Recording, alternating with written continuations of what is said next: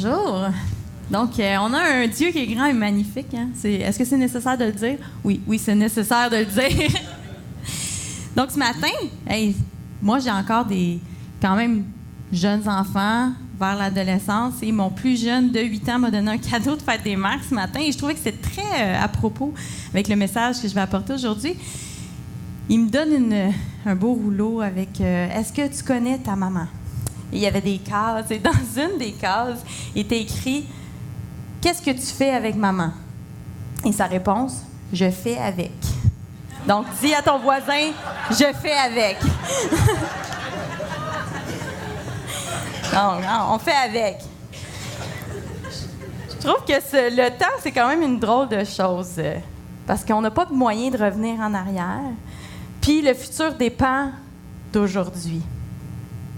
Avec Dieu, on peut poser des gestes qui sont intemporels, donc qui ont une valeur éternelle. Puis c'est pour ça que ce matin, je voulais encourager les mamans, comme moi, à vivre le sacrifice par choix, plutôt que de le subir. Parce que de toute façon, on doit passer par la vie. On doit vivre chaque minute de notre vie. On ne peut pas sauter des étapes. On ne peut pas retourner en arrière. Aujourd'hui, on est vraiment bénis d'avoir la parole de Dieu qui nous permet de voyager dans le temps. Ce que je veux dire par ça, c'est que quand on lit la vie des personnages de la Bible, on a une vue d'ensemble. Donc, on voit les moments forts, les moments qui ont vraiment transformé l'histoire, mais on ne voit pas les minutes entre ça. Les minutes de doute, les minutes de joie, tous les moments où il se passe toutes sortes de choses dans la tête de ces gens-là qui ont vraiment vécu sur Terre, on ne les voit pas. On voit seulement comme l'aboutissement, puis on se dit « Ah, c'était facile pour eux autres. » Mais nous, on doit vivre chaque minute de notre vie. Puis on se dit « Comment je vais faire pour la vivre, cette vie-là, en sachant tout ce que j'imagine qui pourrait arriver, qui est arrivé. » Ce matin, le texte que moi et Gina, on a choisi de partager, c'est dans Jean 19, les versets 25 à 27. Je ne sais pas s'ils peuvent être affichés maintenant. Donc, ça dit « Près de la croix de Jésus se tenait sa mère et la sœur de sa mère, Marie, femme de Clopas et Marie de Magdala.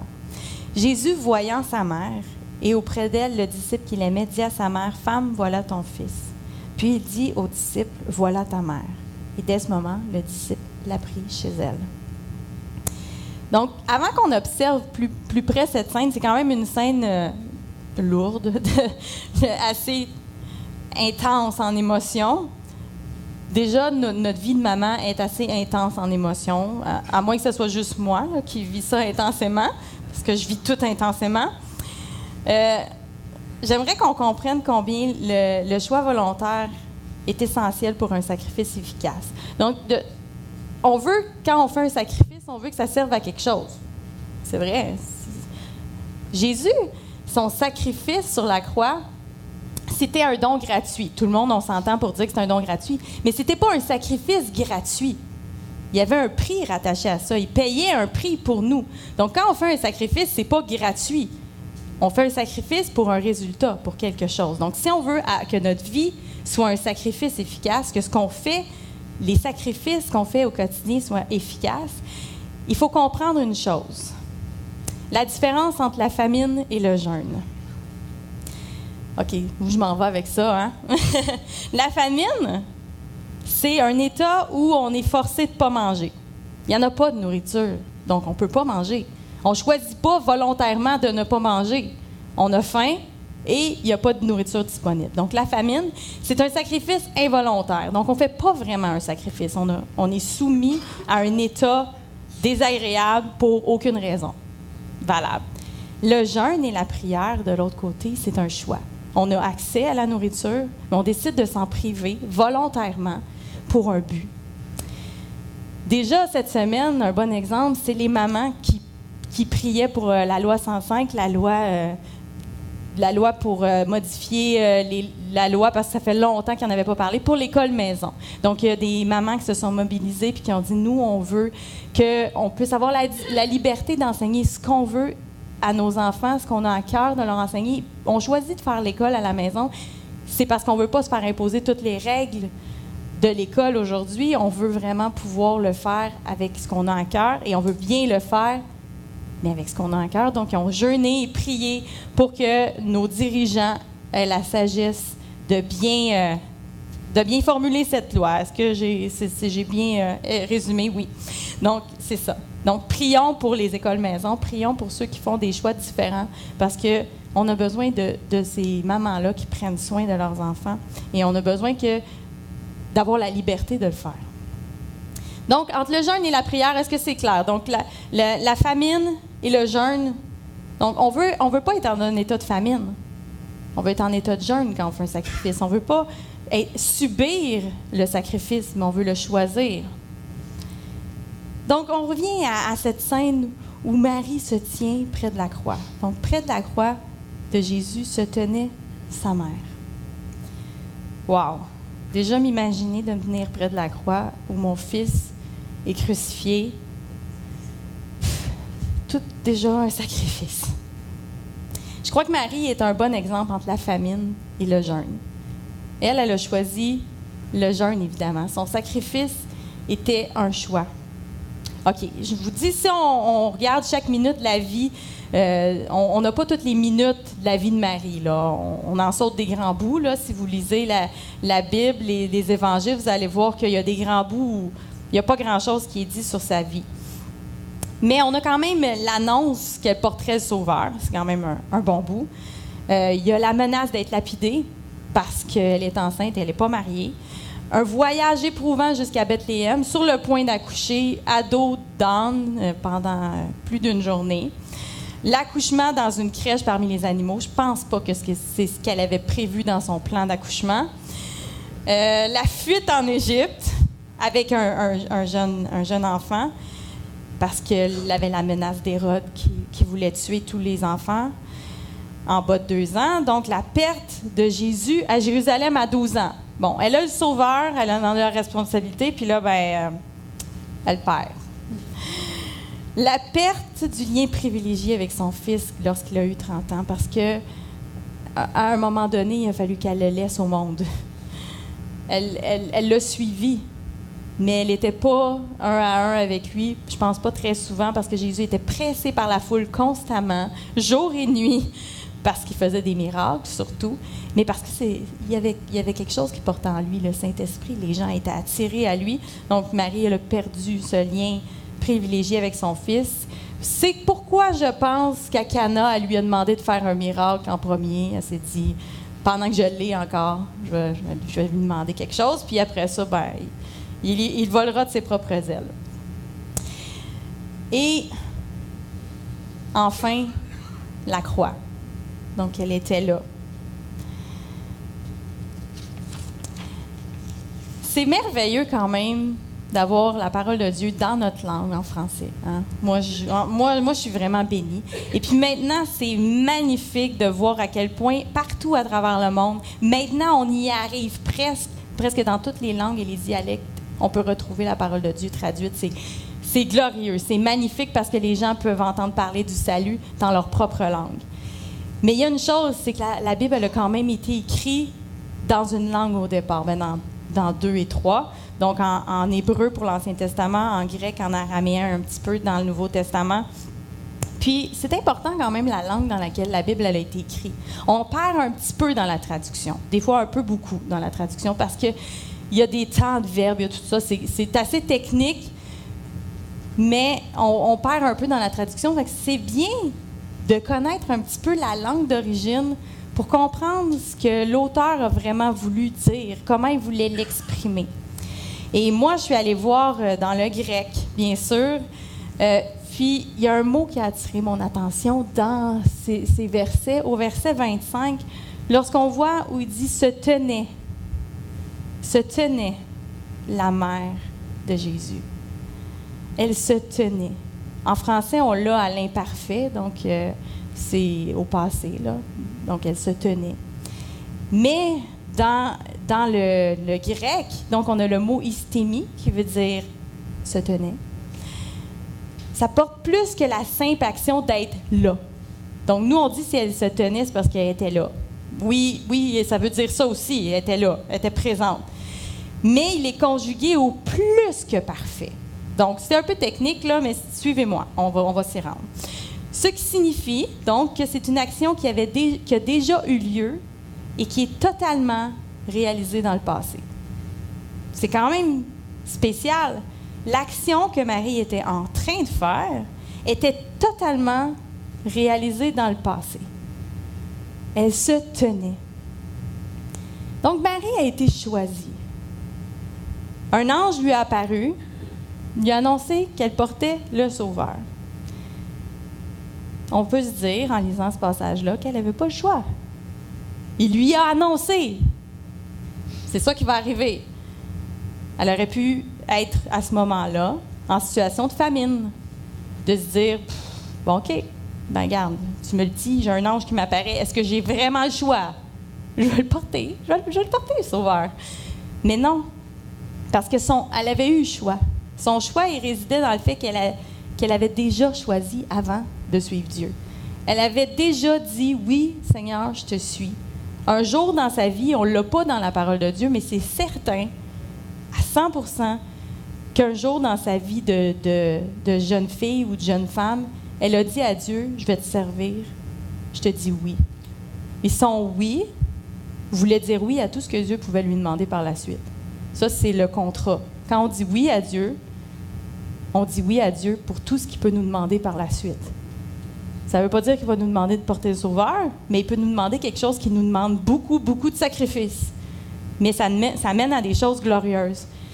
Et on voit que Marie avait déjà choisi ça quand elle lui répond dans Luc 1,38 « Je suis la servante du Seigneur, qu'il me soit fait selon sa volonté. » Donc, elle avait dit oui.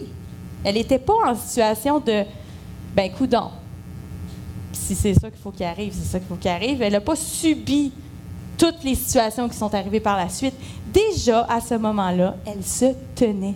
Elle s'est tenue. Donc, elle se rappelait son choix de suivre Dieu. Quoi qu'il arrive, elle l'a inclus comme une offrande volontaire, comme un choix. Elle a voulu. Elle a choisi. Est-ce qu'elle était consciente de tout ce qui impliquait son sacrifice? Absolument pas. Elle ne savait pas ce que ça impliquait. Et c'est une bonne chose, parce que quand on dit oui à Dieu, il ne nous fait pas passer un film devant nos yeux, tu vas avoir à vivre ça, tu vas vivre telle épreuve, parce que je pense qu'on en mourrait d'une crise cardiaque avant même d'avoir commencé à vivre, puis on ne vivrait pas notre vie, on attendrait juste que quelque chose arrive ou que la prochaine étape se produise. Oui, il y a la prophétie, il y a des choses que Dieu nous prépare d'avance. Comme par exemple, quand l'ange est apparu à Marie, il n'a pas attendu qu'elle soit enceinte de 9 mois pour lui dire. Il a quand même donné un petit avertissement avant, hein, parce qu'elle aurait trouvé ça étrange de tout d'un coup prendre du poids ici, puis se dire il y a quelque chose qui se passe. Mais non, Dieu nous donne quand même, nous avertit pour certaines choses pour qu'on puisse se préparer dans la prière. Habituellement, c'est à peu près tout ce qu'on a à faire, se préparer dans la prière. Mais il y a des moments où il faut prendre un pas, il faut faire une action, il faut, pour certains, aller chercher des études. Puis pour les mamans, se préparer, c'est beaucoup dans la prière, mais il y en a qui vont lire des livres, qui vont regarder, mais nos enfants ne sont pas écrits dans les livres. Je vous le dis là, déjà d'avance, s'il y en a qui n'ont pas d'enfants encore, nos enfants sont rarement textuels. Si on lit, c'est telle étape, à 2 ans, à 4 ans, c'est un à peu près, là. C'est une moyenne. Mais nos enfants, j'en connais pas un à date qui réussit à suivre le livre à la lettre. Donc, ça l'aide. Mais c'est pas ça. Donc, ce qu'on voit devant la croix, c'est une Marie qui se tenait. Il s'était mis. Elle avait tenu bon, elle était résolue. Elle avait déjà tout donné. C'était fait. Jésus a dit à un moment donné, tout est accompli. Marie, à ce moment-là, je pense que son tout est accompli, était là. Elle a dit, j'ai tout donné, j'ai tout fait, maintenant, voilà.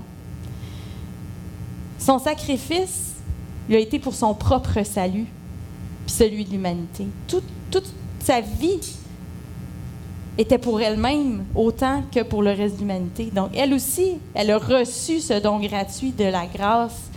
Puis pas parce qu'elle a porté le Sauveur qu'elle avait payé une partie du prix que Jésus a payé. Elle a fait sa part comme nous, chrétiens, comme nous, mamans, on fait notre part. Qu'on ait choisi d'être maman ou non, parce que des fois, on ne choisit pas. Est-ce qu'on le vit comme une famine ou comme un sacrifice volontaire lorsque les épreuves arrivent? On n'a pas porté le sauveur du monde, mais est-ce qu'on croit que Dieu a un plan parfait pour nos enfants? Oui. Mais vraiment, est-ce qu'on croit vraiment que Dieu a un plan parfait pour nos enfants? Oui, ça va. Moi, je dis ça. Je crois que Dieu a un plan parfait pour mes enfants quand ma fille remporte le méritage d'excellence 2 années de suite à l'école. Puis quand mon fils choisit de se faire baptiser de son propre choix, ça va bien. J'y crois. Je crois que Dieu a un plan parfait pour la vie de mes enfants. Mais ça m'arrive d'oublier quand mon fils frappe son frère gratuitement puis il rit comme un idiot. S'excuser. Quand mes filles se disputent parce qu'il y en a une qui regardait l'autre trop longtemps le matin. Ou quand c'est la guerre à savoir qui va s'asseoir en avant dans l'auto. Là, j'avoue qu'à ce moment-là, je me dis pas « Oh Seigneur, tu as un plan parfait pour mes enfants. » Ils sont pécheurs quand même. Et moi aussi. Et c'est là le moment, là je parle de petites choses, mais il y a des choses que certaines mamans vivent en ce moment qui sont vraiment plus lourdes que la chicane dans l'auto. Nos enfants font des choix, souvent, que nous, on ne voudrait pas pour eux. Pour moi, me tenir comme mari, c'est au quotidien. C'est d'être un agent de paix quand j'aurais envie de hurler parmi ce troupeau de sauvages, parce que moi, j'en ai 5 enfants, fait que c'est rare qu'il n'y ait pas de bruit. Être un agent de paix. Écouter leurs soucis, parfois disproportionnés, et je dirais même souvent disproportionnés, lorsque j'ai mes propres préoccupations. Me tenir, c'est d'attendre, de prier, d'espérer, plutôt que de tenter de prendre les choses en main. Quand mes grands-enfants font des choix qui ne sont pas mes souhaits pour eux. De me tenir, c'est de ne pas comprendre tout ce qui se passe avec eux. C'est de voir le contraire de ce que je voudrais qu'il arrive. Puis d'avoir quand même confiance que Dieu a un plan parfait pour mes enfants. Me tenir comme maman, c'est m'offrir encore et encore devant Dieu. Pour que Dieu fasse de moi une maman courageuse. Pour qu'un jour, où un de mes enfants portera sa croix, parce que oui, je vais me rendre comme Marie au pied de la croix un jour avec tous mes enfants. Ils vont avoir leur croix parce que j'ai eu la mienne, puis on a chacun la nôtre. Que je me hystémie, que je me sois tenue. Que le jour de la croix, ce ne soit pas le moment où je choisisse est-ce que je suis là, je ne suis pas là, est-ce que je m'enfuis dans l'autre direction, mais que je me sois tenue jusqu'à présent, puis que ce ne soit plus un choix, que je me tienne. La décision de me tenir, malgré tout, va être déjà prise. J'aurai pas à me demander. Le sacrifice va être déjà fait parce que je suis une maman pour toujours. Que vous portiez un petit bébé dans votre ventre présentement ou que votre enfant soit grand, c'est le temps de changer la famine en jeûne. C'est toujours le temps de changer, de subir la situation. Je choisis le sacrifice. Je choisis volontairement de me tenir. Le meilleur exemple que j'ai trouvé, c'est l'exemple d'une maman d'un boxeur. Est-ce qu'il y en a beaucoup parmi les mamans qui souhaitent pour leur fils qu'ils deviennent un boxeur? Les papas, peut-être. Les mamans, voir notre enfant tout défiguré, ensanglanté, se faire frapper, pas nécessairement gagner. Bon, on tourne les yeux un peu, mais est-ce que on est là et on se tient? On ne peut pas prendre les coups à sa place, mais on peut être là pour l'encourager, pour le soutenir dans ses choix, puis pour le soigner une fois qu'il est blessé à la fin. Donc, est-ce que je me tiens? Est-ce que je suis prête à voir ce qui est laid, à voir mon enfant souffrir sans que je puisse rien faire, que de prier puis d'être là? Quand ils sont petits, c'est tellement plus facile parce que on les a comme sous notre aile. On les a, ils sont là, on peut les soigner, on peut les empêcher de faire des mauvais choix, mais il faut leur enseigner à faire leurs propres choix. Puis c'est au moment où vers l'adolescence, où on les laisse prendre les coups, puis puis on prend pas les coups à leur place, que c'est le temps de se tenir, parce qu'on s'est tenu, parce qu'on a choisi que ce que j'ai enseigné à mon enfant, ce que je lui ai apporté, c'est suffisant. Ce que Dieu a fait dans sa vie, les prières que je fais chaque jour, c'est suffisant. Je me tiens. Oui, il a l'air amoché. Oui, il a pas l'air fort. Mais si on se rappelle, Jésus est ressuscité 3 jours plus tard. Puis, notre enfant aussi, qui a l'air presque mort des fois. Il y a la résurrection, il y a la puissance de la croix. Puis c'est difficile parce que des fois, il y a des enfants qui font des longs détours, qui partent loin, qui se font mal, et encore mal, puis ils sont dans des situations qui semblent irréparables. Mais tant qu'ils sont en vie, tant qu'ils sont là, tant qu'il y a la prière, il faut croire puis il faut se tenir. Donc, si vous n'avez pas choisi déjà de vous tenir, puis que vous êtes encore en tiraillement intérieur, maman, tiens-toi. Décide aujourd'hui. Bon, c'est fini le combat pour savoir si je vais être là ou pas. Peu importe ce qui arrive, je vais être là, je vais me tenir. Puis si c'est la croix, ça va être la croix, je vais me tenir debout. Parce que je vais m'être tenue jusque-là. Si vous vivez un moment incroyable avec vos enfants et que ça va bien, c'est aujourd'hui le temps de se tenir, de prendre des forces, de rassembler son courage, parce qu'un jour va arriver un temps difficile. C'est pas une prophétie de malheur, c'est la vie. La vie n'est pas facile. Il arrive des épreuves différentes pour chaque personne. Il y en a qui l'ont plus dur, on dirait, puis il y en a qui l'ont un peu plus facile, mais tout se vit à l'intérieur. On ne sait pas ce que nos enfants vivent. On a l'impression parfois qu'on a des enfants, « Ah, cet enfant-là est tellement facile. » Mais son combat est là quand même intérieurement, puis il faut se tenir. Donc maintenant, j'aimerais inviter Gina à venir vous apporter un peu plus loin ce qui implique cet amour-là sacrificiel. Donc, Gina.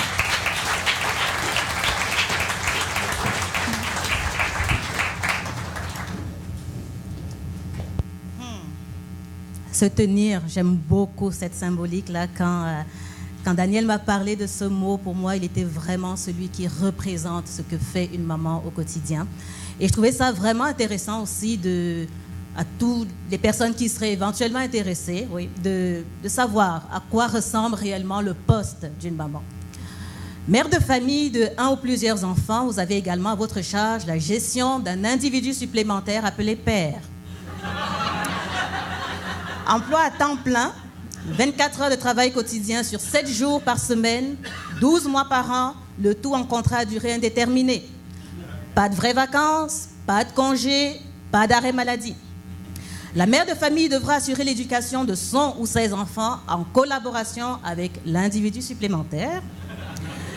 Elle devra développer la personnalité flamboyante de chaque petit être placé sous sa responsabilité, le tout en veillant à respecter avec le sourire toutes les procédures, méthodes et valeurs de sa belle-mère.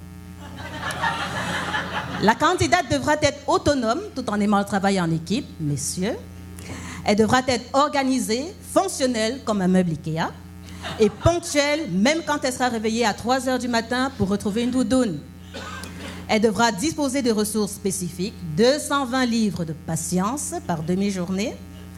Elle devra être aussi énergique qu'un chaton qui a pris du café et les réflexes d'un agent spécial de la CIA pour répondre à tous les besoins en temps réel. Fonction et activité, elle devra garantir une éducation sans sacre et sans morsure. Elle devra faire en outre le serment de n'être jamais malade, jamais absente, jamais débordée, jamais fatiguée. Elle devra tenir ses enfants dans un état de propreté proche de la perfection et elle veillera aussi à toujours les nourrir santé. Donc, mesdames, le pot Nutella, c'est juste pour vous. Enfin, pour accommoder les sens de l'individu supplémentaire, elle veillera à conserver en toute occasion une apparence de top modèle. Donc, doucement quand même sur le Nutella. Côté diplôme, un doctorat de patientologie, une maîtrise en coiffure serait un plus, surtout quand vous avez une petite fille, ainsi qu'un master de cuisine et un MBA en couture. Des notions de premier secours seront un plus, surtout en cas d'enfant kamikaze. Ces connaissances de base devront être complétées par une thèse de management, une licence de pilote de course pour les déposer, les accompagner à toutes les activités extrascolaires, et un certificat en administration pour remplir toute la paperasse de la RRQ. Principale difficulté du métier, le caractère de l'enfant, à qui il faudra toujours veiller à donner le vert de la bonne couleur. La pression extérieure, surtout venant de la belle-mère de toutes les personnes qui, bien sûr, savent faire mieux qu'elle. Et la fatigabilité du poste, la gestion des émotions, sachant que le cœur de la candidate retenue ne connaîtra jamais de repos au sujet de ses enfants. Le poste de mère de famille est également ouvert aux hommes, à compétences égales. Alors, je vous invite d'abord à donner une belle acclamation à toutes ces mamans qui remplissent ce poste-là au quotidien.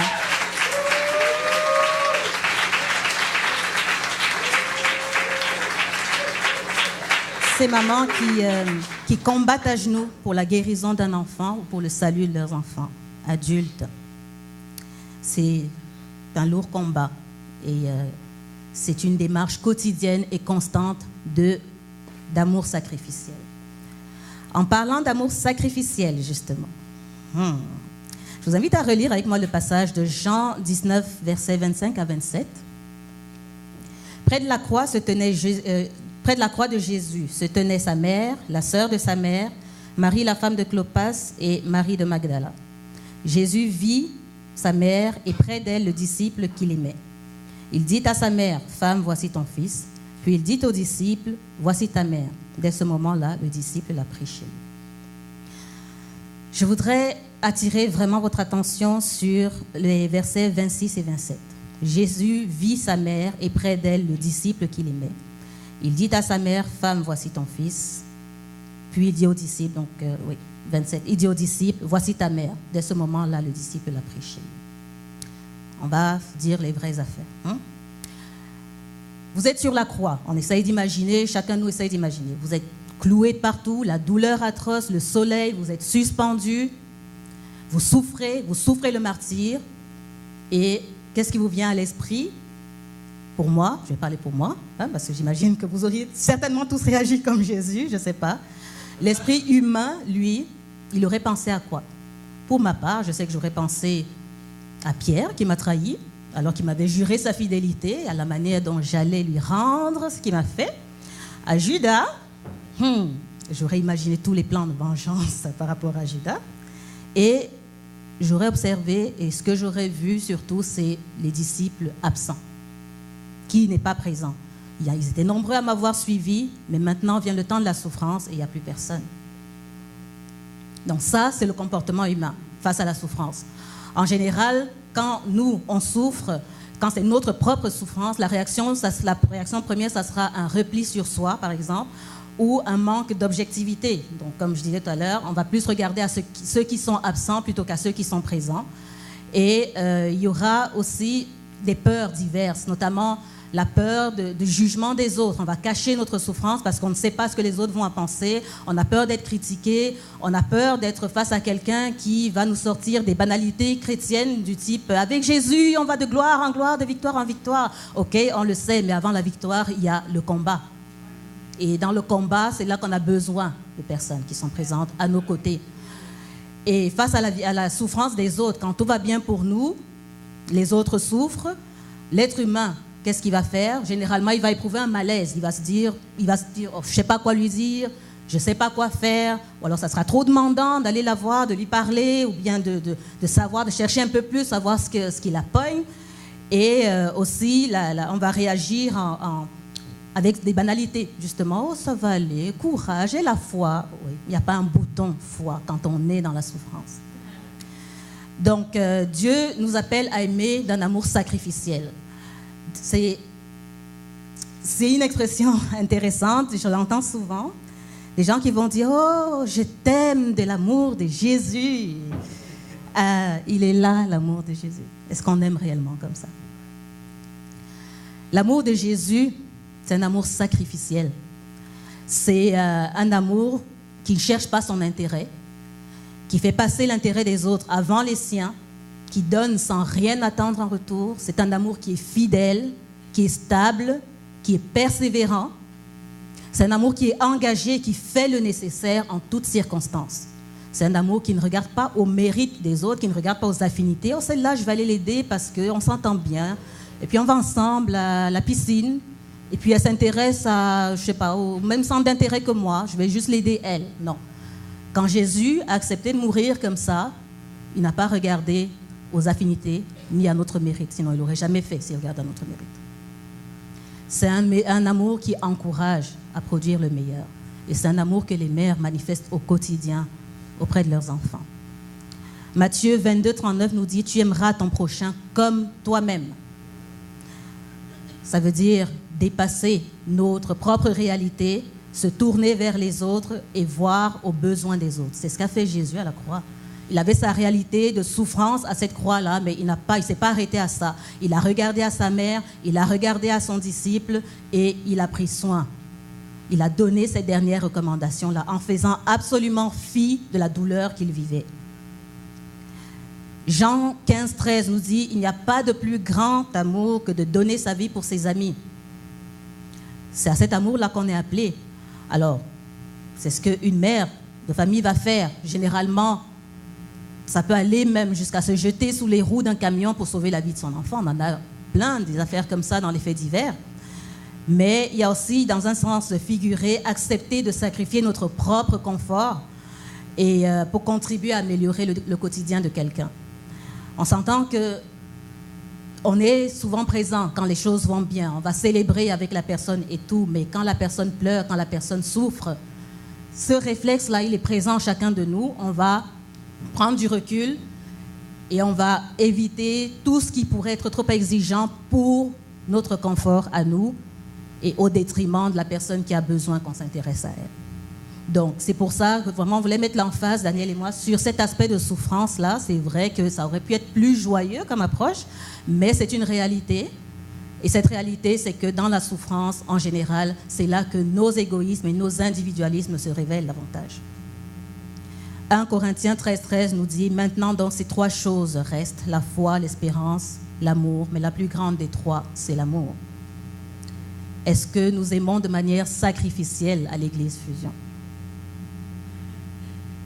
Pas de réponse. Je voulais qu'on s'arrête sur les personnes qui étaient au pied de la croix et je vais vous soumettre quelques questions d'introspection. Marie n'a pas dit un mot à la croix. Du moins, la Bible ne fait pas état de quoi que ce soit qu'elle ait dit. Et elle est demeurée présente. Elle s'est tenue à la croix auprès de son fils. Elle a supporté l'insoutenable. Qu'est-ce qui a motivé l'amour sacrificiel de Marie? C'est l'amour qu'elle avait pour son fils, que chaque mère éprouve pour son enfant. Mais cet amour sacrificiel tel qu'elle a manifesté, ça ne s'est pas passé par des paroles, ce n'est pas passé par une action, c'est passé par une présence. Et souvent, aimer, on va se dire que ça va exiger de nous qu'on donne des choses, qu'on dise des choses, et on n'est pas très à l'aise avec ça. Mais, en général, l'amour, parfois la puissance de l'amour sera reflétée par la présence devant l'insoutenable. Juste être présent pour la personne qui souffre sans avoir besoin de dire quoi que ce soit. Et ça, c'est pas trop demandant. Ça peut juste exiger que tu annules ton cours de piscine, au moins une fois par semaine, pour aller auprès de la personne. Se peut-il que nous soyons incapables d'aimer comme Marie parce qu'il est plus plaisant pour nous de rire avec ceux qui rient plutôt que de pleurer avec ceux qui pleurent? Marie de Magdala, un amour sacrificiel motivé par la reconnaissance de ce que Jésus a fait pour elle. Jésus l'a délivrée de cette démon. La reconnaissance, waouh, on a tellement de raisons d'être reconnaissant à Dieu au quotidien. Se peut-il que nous soyons incapables d'aimer de manière sacrificielle comme elle parce que notre vie chrétienne est devenue tellement routinière ou tellement religieuse que nous en négligeons les bontés de Dieu qui vont de notre salut à la simple respiration qu'on prend tous en ce moment? Pensons-y. Enfin, il y a Jean. J'ai juste pris les trois. Jean qui est le seul homme parmi les 12 disciples les plus proches de Jésus. Ça en dit long sur le courage des hommes. Hein? Vous aurez la fête des pères pour quelqu'un qui va vous encourager comme ça.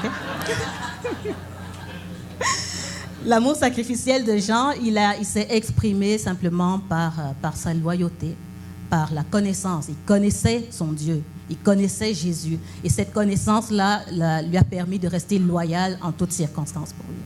Se peut-il qu'on soit incapable d'aimer comme Jean parce que nous sommes limités à une connaissance superficielle de Dieu, ou que nous avons tout simplement abandonné notre premier amour pour suivre notre propre concept de la vie chrétienne. Ça veut dire un concept où on a notre cadre et puis on fait entrer Dieu dans le cadre.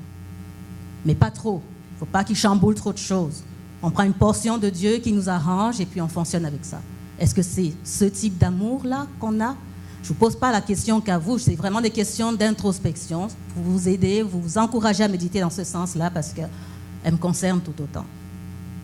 L'amour sacrificiel, c'est un amour tel qu'il a été manifesté là, qui va dépasser ses propres intérêts et qui va prendre soin des autres. Peut-être pas tous les jours là, mais qu'on ait au moins cette disposition permanente de cœur et d'esprit.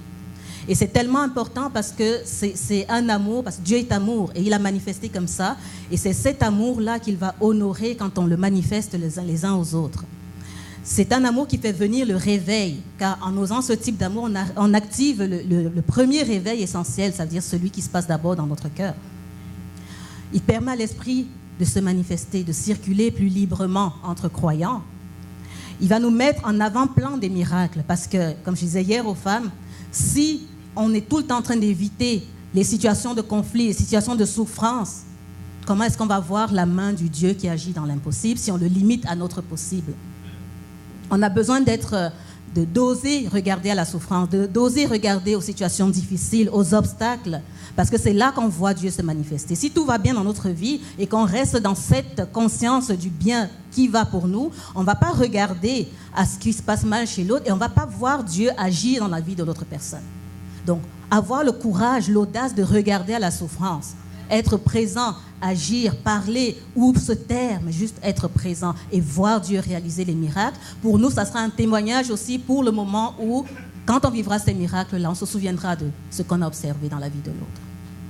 C'est aussi ça, le schéma du témoignage. Et Dieu a voulu que le témoignage soit important, soit une clé importante de notre relation les uns aux autres. L'amour sacrificiel, quand il est exprimé, il bénit aussi financièrement une église en croissance. Je vous invite simplement à réfléchir par rapport à la dîme. Si on considérait davantage les 90% que Dieu nous laisse plutôt que les 10% qu'il nous demande. L'amour nous rapproche les uns les autres et Dieu agit dans l'unité. C'est tellement important de saisir ça. On est en train de grandir, de se développer en tant qu'Église. Le fondement de cette Église-là, c'est Jésus-Christ. Et Jésus-Christ est amour. Jésus-Christ est amour sacrificiel. Et on est invité à étendre cette réalité-là autour de nous. Alors, comment y parvenir? Avec l'aide de Dieu, parce qu'il y a une chose est sûre, c'est que, comme Pasteur Serge le dit souvent, on vit à cheval entre deux mondes, entre deux siècles, le siècle présent et le siècle à venir. Ce qui fait qu'on est toujours dans notre humanité, avec toutes nos fragilités, avec toutes nos limites, et qu'on a besoin de l'aide de Dieu au quotidien pour manifester cet amour-là. Et pour briser justement les chaînes de l'individualisme, pour briser les chaînes de la peur, et toutes sortes de raisons qui nous empêchent d'aimer en donnant notre cœur entièrement aux autres. L'amour sacrificiel est une décision qui demande du courage, qui prend de la détermination, car il engage un combat permanent contre notre moi, nos propres égoïsmes qui sont naturels et spontanés, qui ne doivent pas être encouragés, cela dit. Il se développe à partir de la conscience que nous avons de l'amour de Dieu. Quand on sait réellement ce que Dieu a fait pour nous, quand on est conscient de ça, c'est comme Marie de Magdala, l'amour sacrificiel à ce moment-là sera plus facile à transmettre, plus facile à partager, plus facile à étendre.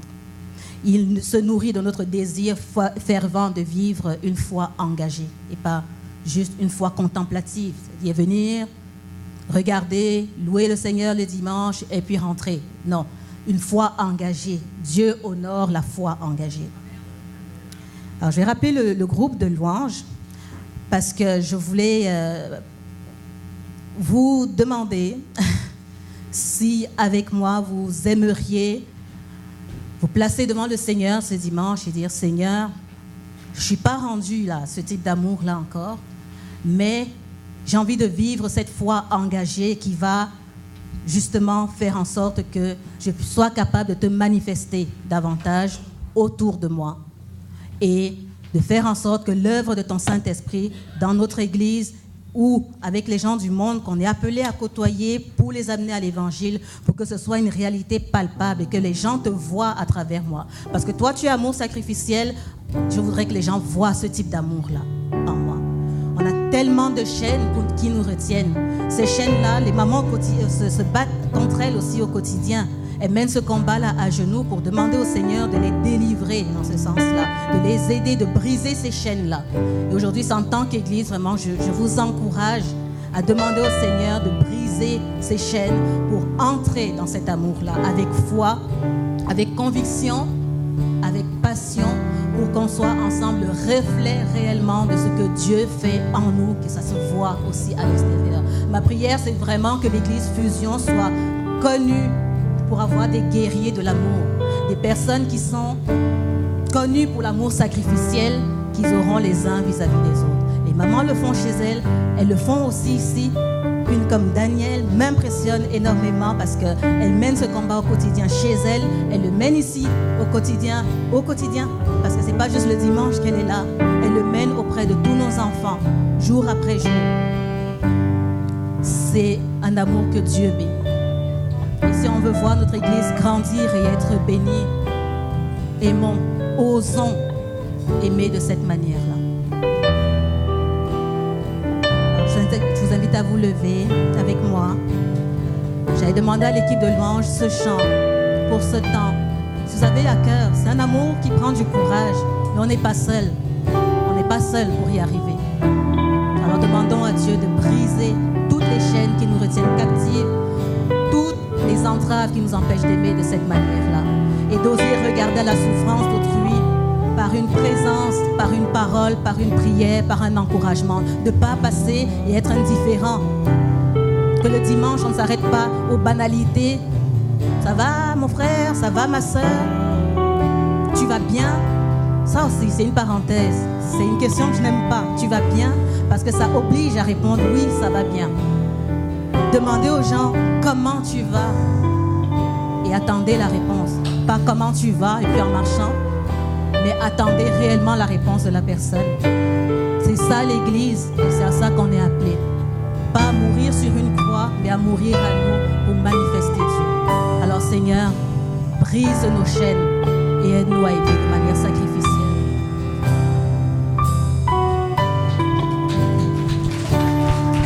Il y a une armée qui se lève. Il y a une puissance dans le nom de Jésus. Il y a une puissance dans le nom de Jésus. Brisez les chaînes, brisez les chaînes, brisez les chaînes. Brisez les chaînes, brisez les chaînes, brisez les chaînes. Ton sacrifice est suffisant. Donné librement, nous a racheté à plus grand prix pour l'éternité, l'éternité, l'éternité. Il y a une âme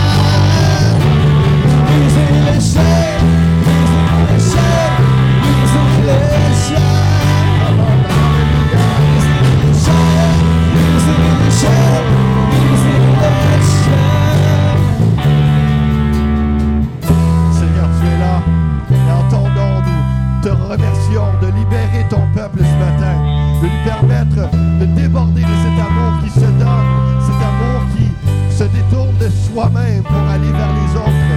Penser, prier, intercéder, donner, partager aux gens autour de nous, d'aimer notre prochain comme nous-mêmes. Seigneur Dieu, merci. Nous rendre libres de le faire, de nous remplir de ton amour. Nous regardons à toi, Jésus, à la croix qui s'est donnée. Et qu'au lieu de regarder et de partager tes souffrances, tu as considéré ta mère et le disciple. Et tu t'es soucié des gens alors que Seigneur, donne-nous cet amour. Donne-nous cet amour à l'Église Fusion. Les hommes, les femmes, les mamans, les papas dans ce lieu, que ce soit rempli de ton amour qui se donne pour les autres. Alléluia, par la puissance du Saint-Esprit. Nous te remercions, Seigneur Dieu, pour ces paroles. Prions pour les femmes qui se tiennent pour toi, Seigneur Dieu, des mamans. Et des papas aussi qui se lèvent et qui se tiennent pour leurs enfants. Nous prions, Seigneur, pour un peuple de Dieu qui étend ta main de grâce, de miséricorde, qui manifeste tes bontés et ton amour. Alléluia, donne-nous d'estimer, de penser à l'autre davantage que soi-même. Donne-nous les sentiments qui étaient en toi, Jésus-Christ, qui ont tellement besoin de toi. Et je vais terminer, Seigneur Dieu, en te priant, en te demandant dans ce temps en famille, ce midi ou pour le souper, Seigneur Dieu, qu'il y ait des temps d'amour, qu'il y ait des temps d'échange bénis, édifiants, Seigneur Dieu, que les mamans puissent être entourées d'amour. Bénis-les particulièrement. Et celles qui ne te connaissent pas, Seigneur Dieu, attire-les à toi, dans tes bras d'amour, oh Dieu. Alléluia. Au nom de Jésus, nous te prions, nous te remercions pour toutes choses. Amen et Amen. Gloire à Dieu. Gloire à Dieu. Merci beaucoup, Madame Danielle. Merci, Madame Gina.